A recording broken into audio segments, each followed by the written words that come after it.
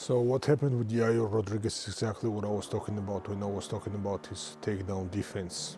This time around, even though we were close to some freaky accident, as last time with Ortega, he found a way to get him to the ground and finish him there. This is a classic example of strikers being inherently more favored by the MMA rule set, because every fight starts on the feet, and you saw that if there was still time left, or if there were no rounds in MMA, Ortega would have most likely finished from the mount when he got to the mount at the end of the round.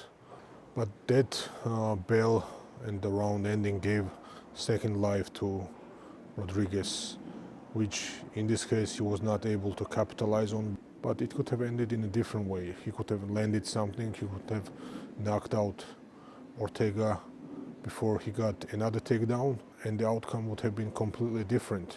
People are talking about styles making fights, and in this case I would say styles make fights when it comes to Ortega fighting Ilia Topuria. He may present the biggest challenge stylistically against Ilia. The reason for it is very simple. Even though Ilia Topuria is very well-rounded everywhere and he's high level on the ground, he has high level jiu-jitsu, Ortega presents serious threat to anybody on the ground. He has the equivalent of a knockout punch on the ground, that he could catch anybody. Same way you could be even dominating him on the ground as a very high level jiu-jitsu practitioner, but he may catch you. And this is one of the reasons why I would say Ortega might present a serious threat to Ilia's reign, and perhaps even be the biggest threat to Ilia. In the stand-up department, he has great boxing as well. He's a good lanky guy, and he may present some challenges in terms of range for Ilia or anybody, and we saw him land some good shots on Yair Rodriguez as well. Again, if Ilia chooses to stand with him and gets the better of him, it will be an easy fight for Ilia. But if Ilia has to mix it up and take him down, then all of a sudden, stylistically, things get trickier.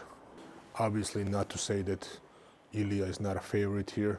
Ilia will be the favorite, but just on paper and stylistically, when people are talking about styles making fights, this may be the fight to make.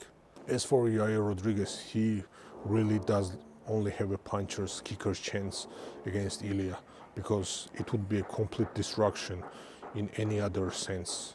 You go against Ilia with that type of takedown defense and with that type of submission defense, it's not going to be a good day for you, even without striking.